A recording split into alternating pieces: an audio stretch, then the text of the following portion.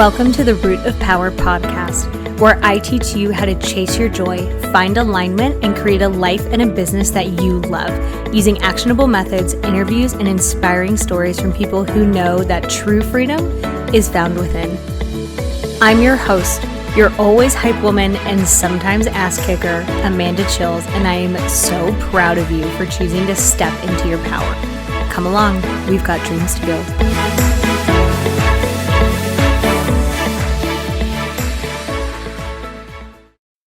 Okay, my love, I have put everything that I offer for free on one page so that we are not doing more work than we have to, because why would we do that? Hashtag work smarter, not harder. So livemyhappyhealth.com/free. You are going to find everything I've created for not only leveling up in your personal life and building a life that you love, but leveling up in your business life and building a business that you love. Okay? livemyhappyhealth.com/free. Love you.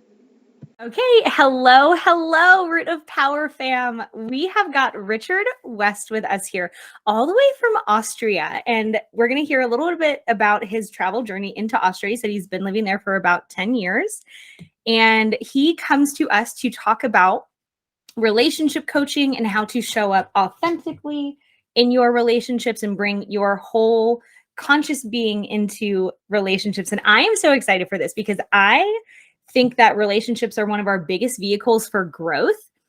And I just love to talk about this topic. So hello, Richard. Thank you for being here. Hi, Amanda. It's lovely to be here. I'm really excited to talk about this topic with you today. Yes. So will you tell us, I always love people's journey into how they got to what they're doing. So how did you even step into this work? Like, how did we get here? Okay. Yeah, it's a little bit of a convoluted journey, I suppose. Because I had a lot of jobs which brought me very close to actually the topic of death. That's kind of what I started with in my coaching journey. I was in the ambulance service for a long time. And I started working with clients who have some kind of terminal diagnosis, to work on releasing identities which are holding them back from that process. Yeah. Yeah, and that is very, very specific work. Like, it's hard to do. Not a lot of people can do that work. No. So yeah, what it was really focused on for me was self-realization, moving through identity with the body, for example, identity with certain roles in life, these kind of things. Oh my gosh, so I decided to write a book. The book's called Awakening Through Change, because I realized that death, it's basically the breaking down of one reality to make space for another. And you're gonna be so good. Yeah, so I wrote the first draft of this book, and then at that point I ended the relationship that I had for 8 years with the mother of my children. Wow. It had been brewing for a while, but the writing of the book and a couple of other things just really made me realize, like, yeah, this is something that has to move on now. Yeah. And so I lived everything that I'd written about in my book. Yeah. and I had to rewrite it in some places, principles. you know. Yeah, exactly. It was really like a rebirth for me. Yeah. And I really learned how to go through this process in a conscious way that wasn't kind of projecting all my pain onto her, but taking ownership for it in myself, and learning how to communicate myself in a way that wasn't victimizing or disempowering myself, and still honoring her process as well. That's pretty powerful. I work with, in my therapy practice and in my coaching practice, like I work with a lot of people who don't really know how to do that. Like it's a pretty specific skill set to be able to be grieving and to be going through something and to not project it. That's a specific skill set. And then to communicate is another skill set. And to move on is another skill set. And I didn't realize until I got into this work how much people struggle with moving on. Like, for some people it kind of comes naturally, but some people really get stuck in that space. So I can imagine that, like, helping people literally move out of this life into the next phase is literally helping people move on in the very there's like no coming back from death, right? So I tell people, like, the only thing you can't come back from is dead. Everything else is fixable. So I can imagine that, like, helping people really through that transition, because a relationship, when that ends, it is its own death. And then you have to rebirth and come to terms with, like, who you were then and who you're going to be now. Like, so I can imagine that process flowed like one into the other. Absolutely, yes. Yeah. I mean, actually, I would say that death and life or rebirth, they're two sides of the same coin. So they're happening all the time simultaneously. Yeah. And one of the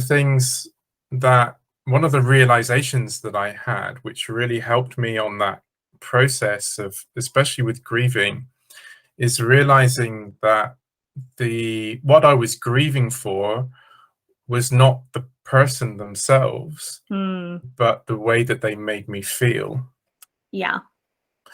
And so that really helped me to internalize that energy, not to project it onto that person and make them dependent on me feeling whole or complete. Yeah. And say, okay, this is something that I have already in myself, and all I need is perhaps a different reflection somewhere to bring that up again. Yeah. Give it to us.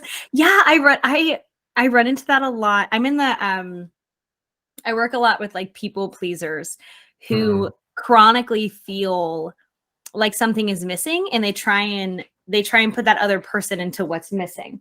My cat is doing the most right now. Get it. Tiny bastard. And with, it takes a while to get people to understand that, like, what's missing isn't outside of you, it's inside. Like, you're missing from yourself. And is that some of the work that you do, like, helping people realize that, like, you're already whole, the other person just adds. You're not missing anything. Yes, absolutely. Absolutely. That's a key ingredient in what I call self-realized relating, is coming from that wholeness. But of course, first we have to realize that. Yeah. It's very common for people, because of the way that we've been brought up, to seek for love in the outside world. Yes. And seek for love in a way that we unconsciously look for things that we perceive that we are lacking in ourselves. So, for example, a shy or retiring person may be automatically drawn to somebody who's very outgoing, extroverted, for example. Yes. And they can seem like the perfect pair because they complement each other so well. But if that's done based on a sense of lack, then you basically have two people coming together who aren't feeling whole in themselves. Right. And so if that relationship changes or it breaks apart, then you feel that lack of wholeness again. Yeah. And instead of the relationship being symbiotic, where, like, they work together, where it's like a yin and a yang, it becomes like parasitic. Exactly. Where you're like feeding off of each other, and that never feels good. And then I work with a lot of people, and I've been there, where I'm like, this, like, on paper it's a good match, but, like, energetically it feels like I'm dying. And it takes a little while to figure out why. So it sounds like you also help people like not feel like they're dying for as long, which is very helpful. Right, right. It's interesting you use that term. I am dying, you know? Like what is dying in you in those situations? Ooh, solid question. I mean, you're that's a ooh. That's a really good question. What's dying in those situations? The only thing I can think of is like my will to keep going is like what's coming to my brain. Like it Yeah. just so I'm someone who's very embodied. So like I know I may not be ready to admit it, but like, and I think everybody knows some people are just better at like shoving their body down.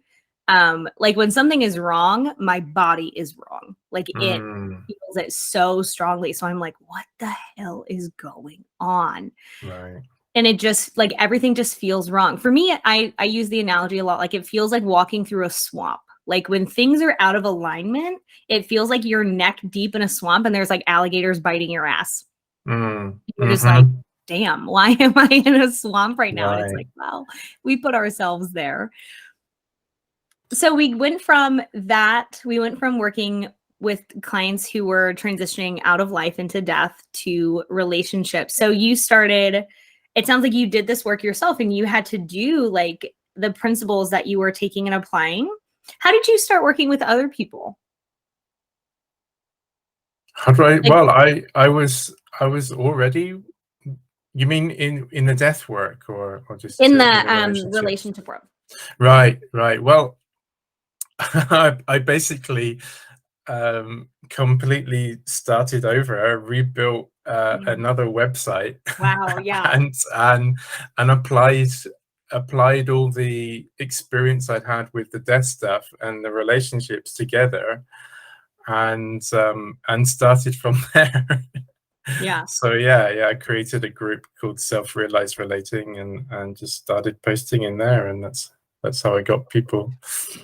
Yeah. I love that term, self-realized relating, because it is so, so, so different. Like, I think there's going to be a lot of people who listen to this episode who are like, "Oh, well, that sounds like it would be really nice," and it is. Like when you walk someone through the process where they're whole and now they're relating to other people, like the quality of the relationship just exponentially is better. So what are some of the things that you've seen or some of the things that you see often that you take people through? Well, a lot of people who come to me are empaths, for example. So Mm, they're feeling a lot of things going on around them. They take in energies from other people, emotions. They feel other people's emotions as if it's their own. yeah. And that very often leads to a feeling of, well, who am I in this situation? Because there's so many different Mhm. stimulations coming in. They don't really know who they are in it all anymore. So that's a common one, and we work to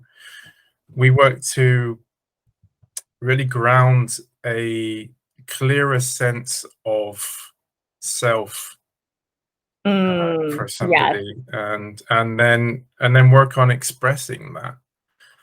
And other topics can be things like um, feeling judged by other people. A lot of people who come to me are this slightly alternative.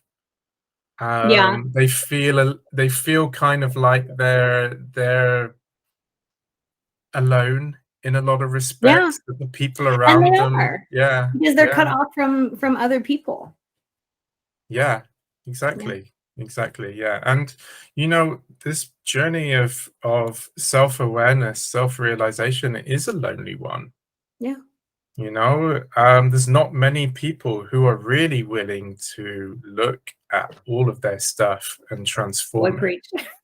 Yeah, That's yeah, so true. And it's I think people don't realize because once you I what I have seen is like once you start on this journey, you're excited, you like meet a coach who you really jam with, or you meet like, one or two other people who are going through this, but it becomes very lonely because you actually outgrow a lot of relationships because they're not doing the work. And it's like I don't know for you, but for me, like as someone in the personal development space, growth is one of like my core values. So it's always really surprising to me when I run into people and I'm like, oh, the last time you literally tried to do something out of your comfort zone was like in your early 20s. And people are like, you know, older than that. And I'm just like, what the fuck have you been doing with your life up until this point? Right. But it becomes very lonely because you outgrow those people. And then, oh, I love that you're doing this work because it makes so much sense when you come from the like the death world. Because you have to grieve that loss. Like you're losing people in your life in the way that they were there before. Not that like, you know, you have to end all of your relationships because you're this new person, whatever, but like your relationships do transition and you have to grieve that loss. And the other side of the coin to growth is grieving. And I think a lot of people don't know that. Absolutely. Yeah. Yeah. I mean, when we change ourselves, then our relationships will change too. Mhm. And a lot of people then they see this happening and they go back and they cling to how it used to be, which Yeah. means that there's kind of a stumbling block on the path because they go back into the old Sure. patterns then. And then over time, they start to see again that Mhm. that's not the most healthy thing, and then they come back out of it. So it's kind Yeah. of like a one step backwards to go two step forwards kind of process with these things. Yeah. Yeah. And I tell people all the time, like, I use two analogies a lot. One is that growth is a spiral staircase. Like, even if you go back, quote unquote, it's never backwards because you can't undo your awareness. So it's always up. Like, it may feel like you're coming around to the same spot, but you're always another floor up.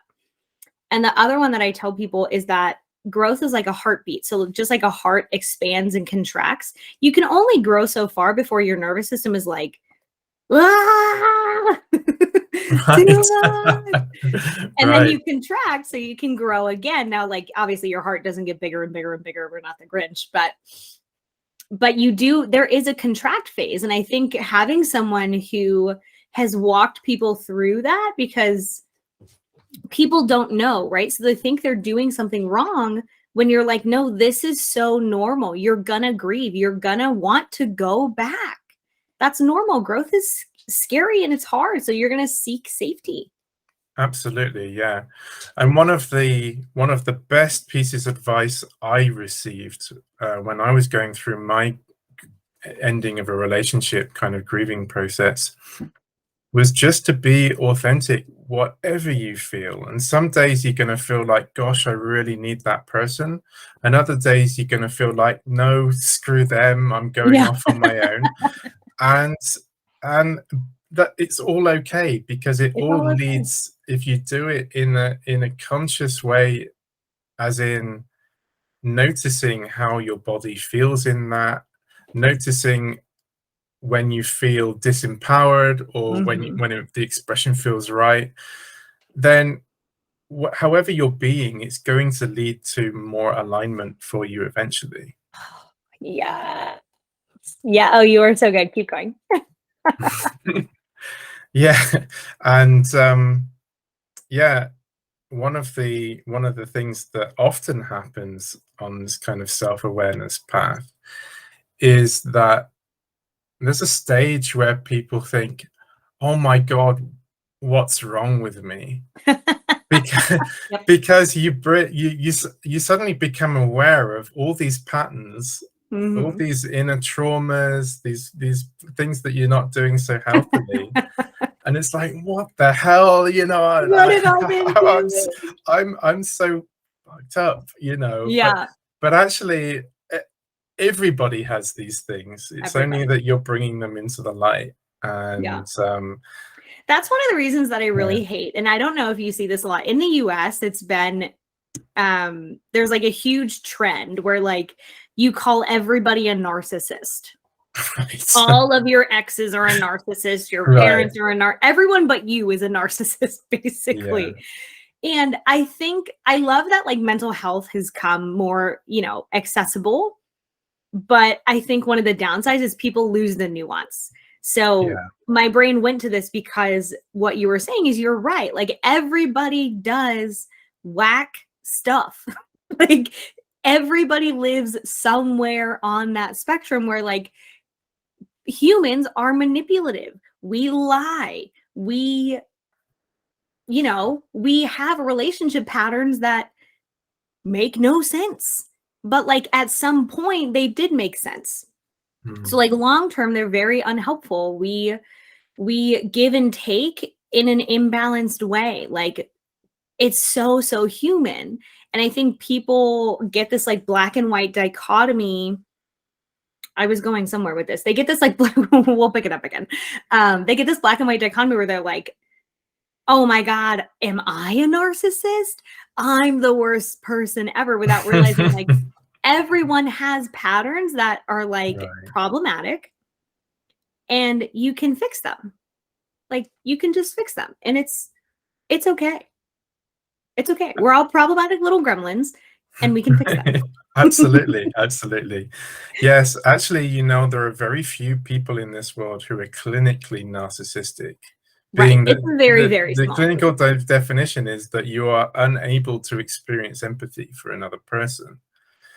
And so some people may exhibit narcissistic traits or tendencies, but yes, you're right. It does get bandaged around a lot, this word. All the time.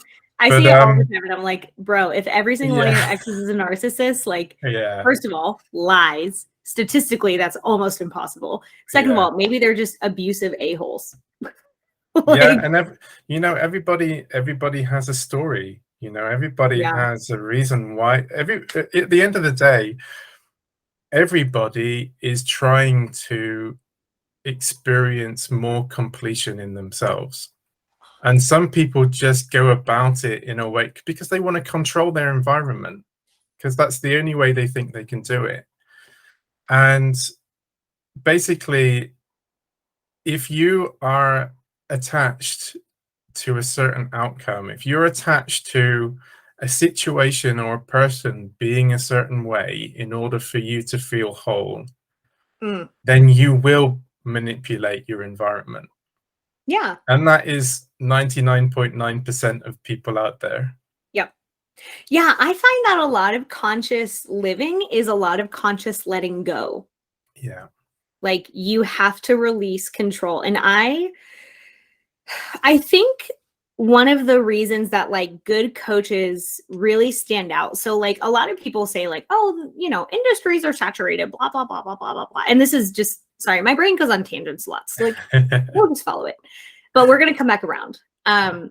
Like the bottom is saturated, right? The bottom is always saturated, but the top where like, if you really embody what you practice, if you really hold space for people, if you really unconditionally accept your clients, your partners, your friends, your family, that is really quite rare. And that's part of letting go, is to say like, I don't need you to show up in any way other than what you are. I may not like the way you're showing up, in which case I can set boundaries around that, but I don't need you to be a certain way. How you are is perfectly fine. 98% of it, we'll set boundaries around the 2%. But however you come is fine. And I think that energy is so safe and is so grounding. And it's so much less stressful. Like, you work with people in this space. How friggin' stressed out are they when they're trying to control and micromanage every person in their life? Well, exactly. I mean, I guess we've all experienced that. I have too. It's at some point you just have to realize, gosh, this is enough. There must be another way. It doesn't have to be this hard. Like, I tell people that all the time. It doesn't have to be this hard, but you're going to have to let go. And then they're like, oh my God, but what if it all goes to hell? And you're like, well, then this relationship sucked. Like, if you accept people as they are and they're mean, well, now you know. Yeah. I mean, many of my clients and me as well at one point, I knew in my heart of hearts that the relationship was over. Yeah. Or that certain aspects of my life had to change. Mm-hmm. I was scared of well, it is like a leap of faith. You Yeah. jump Oh, off yeah. off a cliff and you don't know what the other side is, and Right. sometimes you just need to see a little reflection of what life could be like on the other side. And yeah, and that's why it really helps to get support from somebody who's been there and done that. Yeah. And who knows what they're doing, you know, like there's a lot of coaches who are just very bad, which we hate that. But there's a lot that are really good. There's a lot that are really good. So Yeah. something that I would be willing to bet that you see a lot is like when people go through this process, they also become a lot more confident. Yes, absolutely. Yeah. Yeah. I mean, let's explore what confidence is actually. I mean, Yes, please. there's many people out there who are peer confident, but are actually very insecure inside. And they know how Yeah. to project a feeling of confidence in a way that kind of dominates other people. But I would argue that true confidence comes naturally. It's not even something you have to try or be. Yeah, it's just it's there when you have a good feeling of who you are. Yes. And when you it doesn't mean that you have some kind of inflated ego of, oh yeah, I'm really great, I'm awesome. This guy, it means Yeah. you accept yourself fully, the darkness and the light. Yeah. Oh my gosh. Yes. I love that. And I find too that confidence is like an understanding that like it may not be okay, but you will be okay. Like, no, I may not like what's going on, but like, yes, I can survive it, which again, outside of death, everything is figure outable. So like, if you lose everything, you can figure that out. If you get injured, you can figure that out. If like you go through a trauma, you can figure that out. Like for me, confidence is also rooted in like, I will survive this. I may not like it. I may hate every second of it. I may be pissed off about it until the day that I die, but I can survive it. And and it will be okay eventually. Absolutely. Especially if you use every opportunity to self-realize. So if I'm bedbound with an illness, for example, Yeah. it feels horrible. But then there's the question, well, am I my body? Is this me? And with every situation like that, with every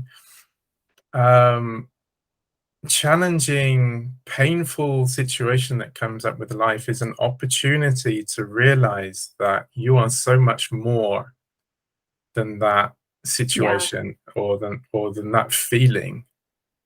And that speaks a And lot to relationships too, because, when you become a we, separating your identity from that relationship and who you are in that relationship, that's some like it's like a plate of spaghetti and you take like one noodle at a time and like lay it out. Like that's some unnoodling.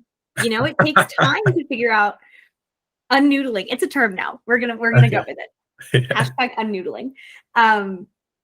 It takes time to separate those noodles and to say what is me, what is them, what did I like, what did I not like, where did I love this relationship, where did I sacrifice too much. Like it takes some time and some skill to process that.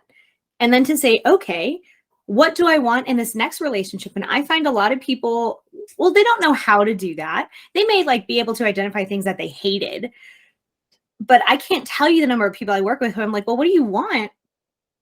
What do you want out of a relationship, out of life? And they're like, they look at me like deer in headlights. right. And they're like, I don't know. And I'm like, that's the problem. You Yeah. don't know what you want. Yeah. So I like to ask the question rather than like, what do I want or what do you want? Because that kind of brings in a lot of different factors. And after all, who am I actually? Who is the self? Who is this I we're talking about? I just love you. You're fabulous. Keep going. What I prefer to ask is, what is a situation which is a good container for the expression of your being? I think if I asked my clients that, they would just fall out of their chairs. Okay. They'd Yeah. be So, like, I don't know who I am yet, Amanda. This so, is really so, why I'm here. so this is how I kind of I love draw that. people in this direction, because we all have a natural way of being that Mm-hmm. comes through us without us having to think about it or effort or do anything about it. It Yeah. naturally comes through. So, for example, my way of being, the effect I have on my environment is quite Mm-hmm. grounding. It feels quite safe. These kind of things. And so my question then is, what environment supports me in that way of being? How can I'm how stealing can that. I It's then? so good. Yeah, yeah. So Oh, there I other love that. other people might, for example, they might have different effects on their environment. They Yeah. could be quite catalytic. They could be cleaners. They clean the energy, or Yeah. they mix things up, or they cause a bit of chaos, I and love that's that. needed too. But then you So need then to you ask really find yourself what. someone. Yeah. Keep going. Then you need to ask yourself that question: what environment or what relationships are Mm. supporting me in that energy? I I love that. I love energetics work because it's so honest and it's so clean. Like we can talk ourselves in and out of anything, right? Like we justify horrific things as humans, but you can't energy doesn't lie. Like it feels good or it feels bad and that's never wrong. So I think like one of the roots to that question is like what container do I feel good in? And then well, unless I'm landing wrong, tell me if I am. But it seems like it naturally lends into a complementary person. Because if you're thinking, okay, what environment do I want to exist in? It's not going to feel good to be in an environment with someone whose energy clashes with yours.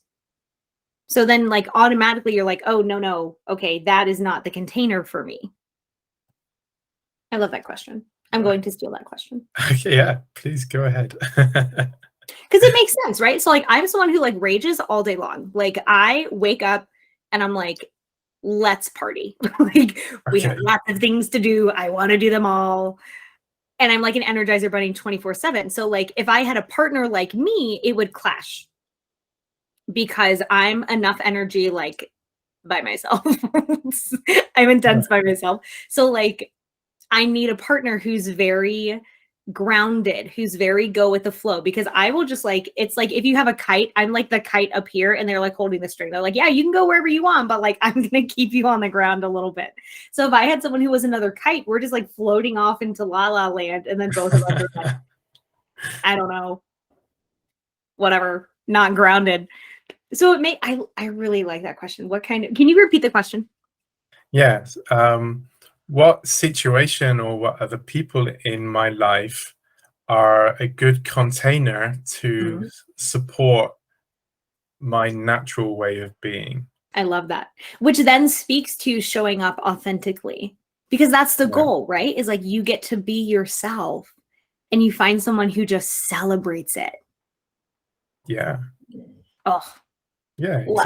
exactly. Yeah. And always bringing it back to, this sense of self, in my essence, who I am without having to effort or try, rather than I am a father, or I am a policewoman, or I am Yeah. these kind of things. Just who am I at my essence?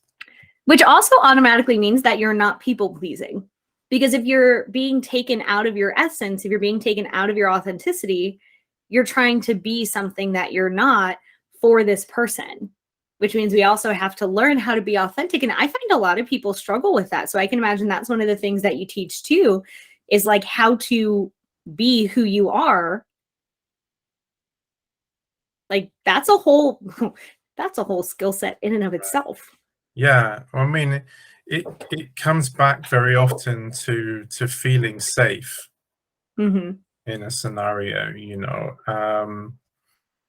And oh, being authentic doesn't mean, okay, if I'm feeling this way, I have to act that way. You Right. know, being authentic just means honoring your feelings in a way that the situation supports.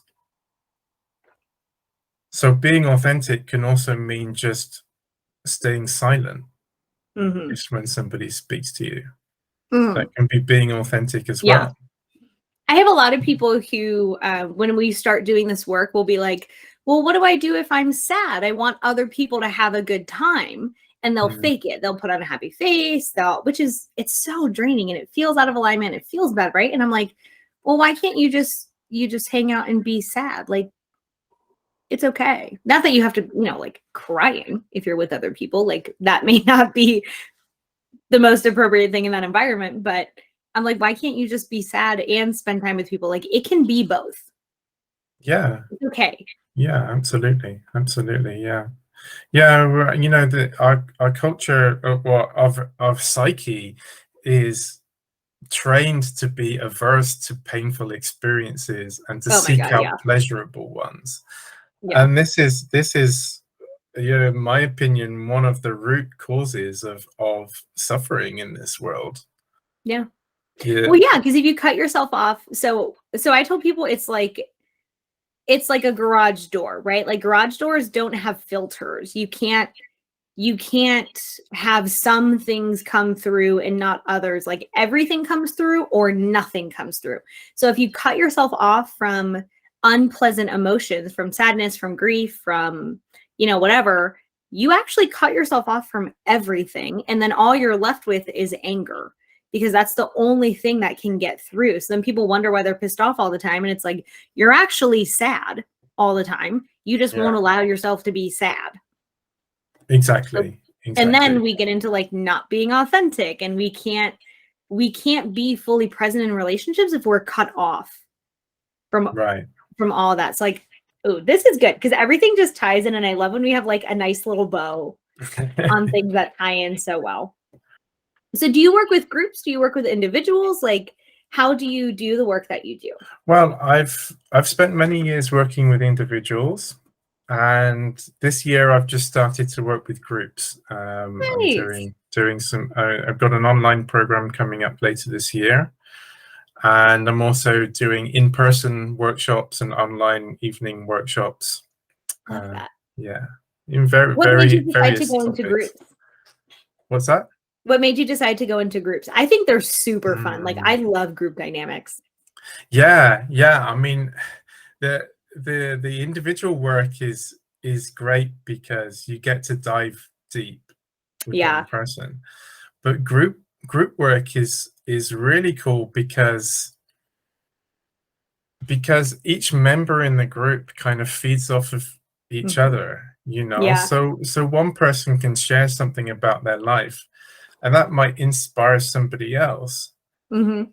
and then they share a bit, and that inspires somebody else, and so the pace of how the energy moves and flows tends to be a lot faster in a Yeah. group Yeah, because it gives that situation. little like me too ding, and then you're like, oh, I can apply what they were saying. Like, if I'm working with a business coach, I like to work in masterminds because Mm. I'm like, oh, whatever. Like, sometimes my brain doesn't think of things, but then this other person says it, and my brain is like, oh, duh, Amanda, that's you too. And I'm like, oh, yes, the value. And it's cool because like the groups always have their own like relational dynamic. And if your goal is to heal relationships, then groups make sense. Like, because you can see those patterns play out in real time. And then you're like, oh, this is why, like, this is how it's manifesting. And it's manifesting in real time, which, like, as a coach is bananas to watch. Right, and it can be so healing to be part of a group who takes responsibility for their own feelings and expresses them in a conscious way with empathy. You know, just to be able to share something and have somebody say, yeah, I really see you in that, and Mm. this is how I feel about it, Oh, you know. I just love that so much. I think, gosh, I love the internet for the reason that like you can connect with people who like we would never have met probably unless I like come to Austria and happen to bump into you on the street. Right. But even then, we wouldn't have had like this conversation, right? Mm-hmm. Oh, I love that. How was it? So, in speaking of relationships, like as someone who emigrated, you had to build a whole community when you moved. So, how was that experience for you? Did you move while you were married? Did you like? How did you end up in Austria? Yeah, well, so I met the mother of my children back in England, and we lived together in England for a couple of years and had a child together. And she was studying to be a doctor at that point, but she came from this part of Austria and had Hmm. done most of her training here. And so she approached me one day and said, "I think we got to move to Austria." And oh, okay, you know. Okay. And 2 months later, we were here. Oh wow. Yeah, it was. Honestly, it was a very challenging transition for me because I gave up every part of my life for Wow. something that for something that was completely new to me. I didn't Yeah. really speak the language. I didn't know anybody out here, Yeah. and my ex-partner and my daughter moved out 6 weeks before me. Mm-hmm. And when I came out, I was really looking forward to being a parent to my little Yeah. girl. It's what I was really clinging to because it was the only part of my old life that was still left. Yeah. And the grandma, who was now kind of taking care of my daughter, felt very threatened by that and pushed Oh. me out of the situation.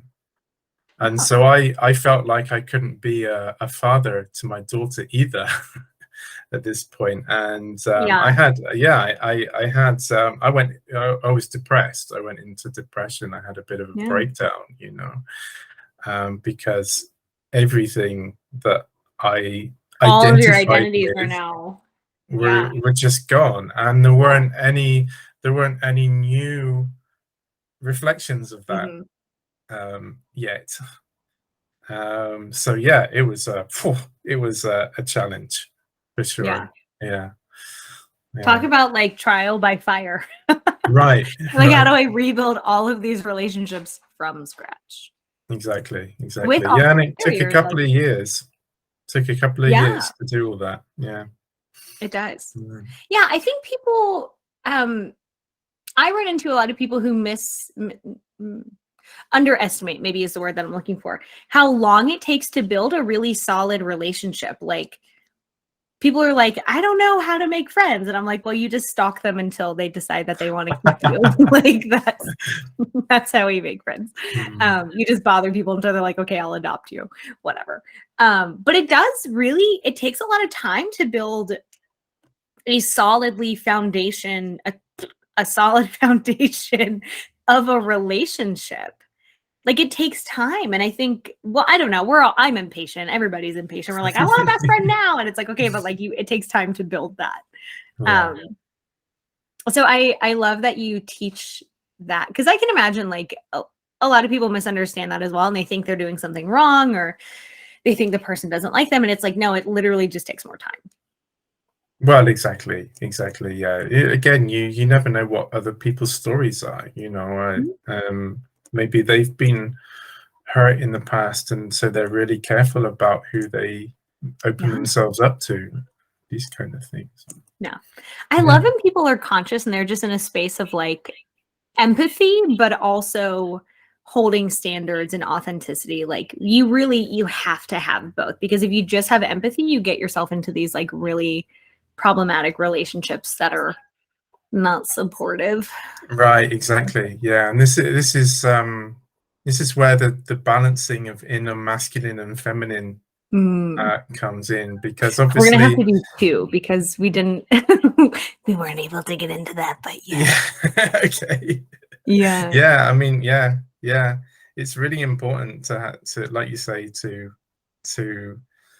not only bring in the empathic side, but Mhm. also to also really stand firm in who you are in a situation too, and balance those things.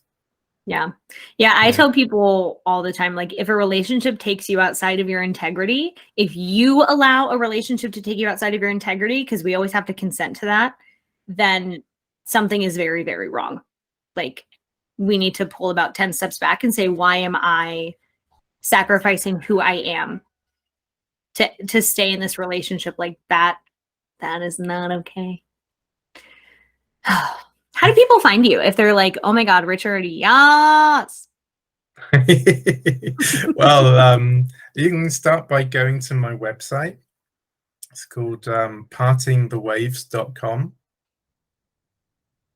And from on there, you can see articles, blog posts, and you can join my Facebook groups where we have discussions on these things. And you can also see all the different ways of working with me. Yeah, if you just want to say hello, then send me an email, richard@partingthewaves.com. I love to just connect with people and just say hello. Yes. Now, if people suddenly have amnesia and they're like, I forgot everything you both just said, even though it was all brilliant. What do you want people to remember? Ooh, I would say, I would say, oh gosh, well, how can we put the last hour into one sentence? No pressure. Yeah, right. I would say, always bring it back to the question, who am I in this scenario? Because if you can learn something about yourself in whatever situation you're in, then you always win. I like that. Yeah. Who am I in this scenario? Yeah.